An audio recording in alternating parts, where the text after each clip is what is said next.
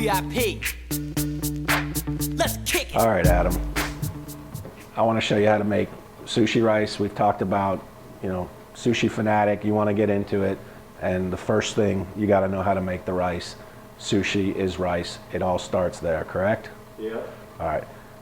I kind of want to put this in sort of like there's some things that you got to have and some things you don't necessarily got to have. But if you're going to make sushi rice, you need the rice. So you don't have to have Nishiki brand, but you do have to have medium grain rice. You cannot substitute long grain rice, arborio rice, none of those will work. You must have medium grain rice. The other thing you have to have is a rice cooker. You don't have to have a big, huge rice cooker, but you have to have a rice cooker. You will not make the same rice every time if you try and do this in a pot on the stove. With a rice cooker, you will get absolute consistent quality each time, and you can dial it in over time as well. So rice-wise, I've preloaded a bunch of rice into here already. This comes with its own measuring scoop. I'm gonna add one more, and then really on to the next gots to do. You have to rinse your rice. There's a lot of starch and stuff all throughout this rice. If you don't rinse it, it'll become incredibly gummy and mushy, and you do not want that. So I'm gonna start rinsing it. I'm gonna swirl around, keep pouring off the water, rinse, rinse, rinse until the water runs clear.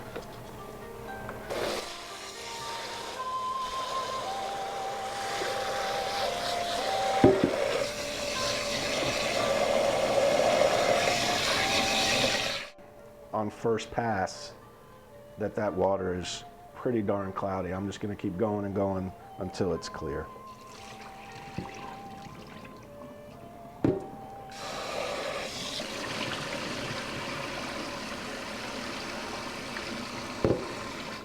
So we're starting to get a little bit clearer. What I do now, the last few really get in there, grind the rice a bit amongst itself, and then we'll be good to go.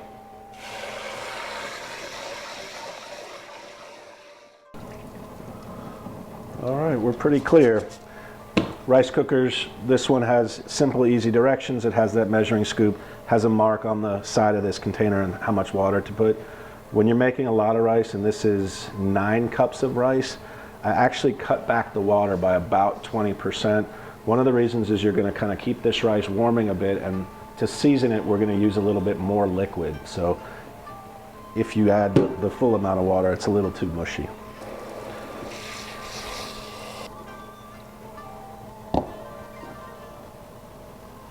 So that was basically rice for about 8 cups instead of 9.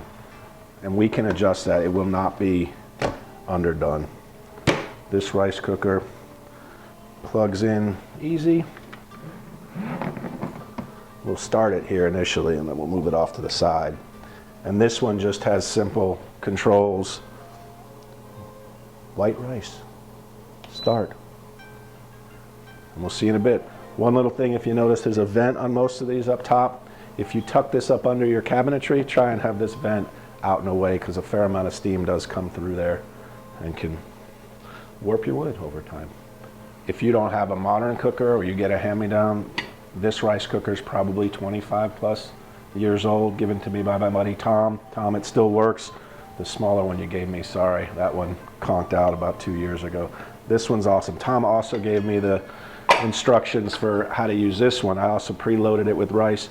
I have no idea what the markings are. It didn't come with a cup that at least that I got, but he showed me a way that you can, once you've rinsed this and fill it up with water, you just fill it, put the tip of your finger on the level of the rice and fill it up to that first knuckle. And that'll work every time as well. All right, rice is cooked. Buzzer's gone off.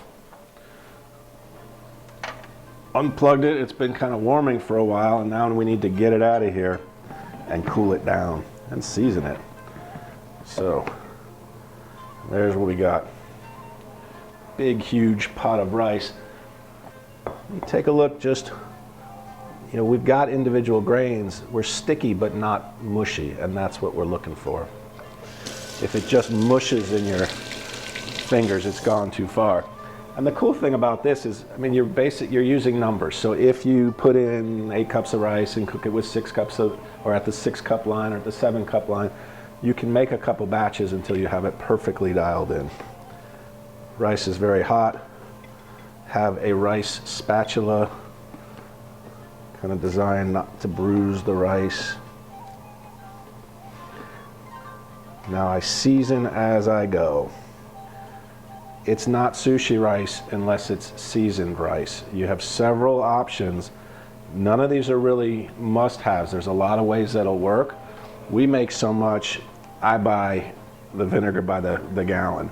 And I like this one the best. I find the liquid works better. We do use a powder at times. There's the powder. The powder tends to get a little gummy, I think. So this is, I'll take this, so if I'm making sushi like somewhere else, this is nice and portable, this is not. So I've taken these packets elsewhere on trips and stuff where I've made sushi for folks. So you gotta season. I season as we go. We're gonna have this big, huge pot. I can't pour from that. We keep it in this. So how much? So that seasoned rice vinegar. The other thing you can do, by the way, is you can buy regular rice vinegar and add salt and sugar to it. You can basically make the seasoned rice vinegar, but there's so many pre-made ones that very easy. Got several cups of cooked rice. You don't want to douse it, and you can always add more if it's not seasoned as much as you like, but you can never take it away. So I'm gonna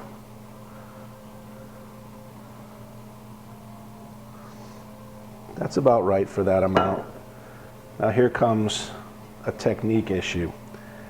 You don't want to swirl and mash these grains of rice all over. They talk about a cutting motion through here. That liquid has loosened this up significantly, so now I can kind of cut the rice like that. The traditional vessel would be a large, totally flat wooden bowl. I don't have one. They're very expensive. I'd like to get one. Maybe I'll have one. You can do it in a glass bowl. Traditionally, someone would be fanning. Most of the restaurants, they put it in the big wooden bowl, have an electric fan going, and then cut in their vinegar.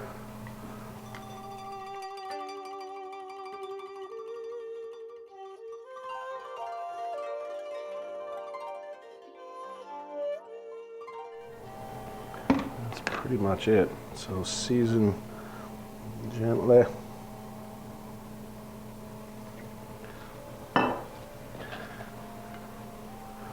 Cut that last bit through.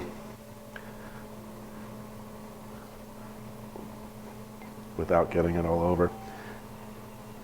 And then we need to bring this to room temperature. You could put this back in your rice cooker and leave it unplugged in. I think that tends to take a while since it's very well insulated. I'm going to show you what I do. First, I'm going to taste. Sometimes over time, that seasoning will soak into the rice and actually get diminished by a fair bit. So right now, it's probably about how I like it. I wouldn't be surprised if we add a little bit later, but we can. Like I said, we just can't take any away. Getting this to room temperature.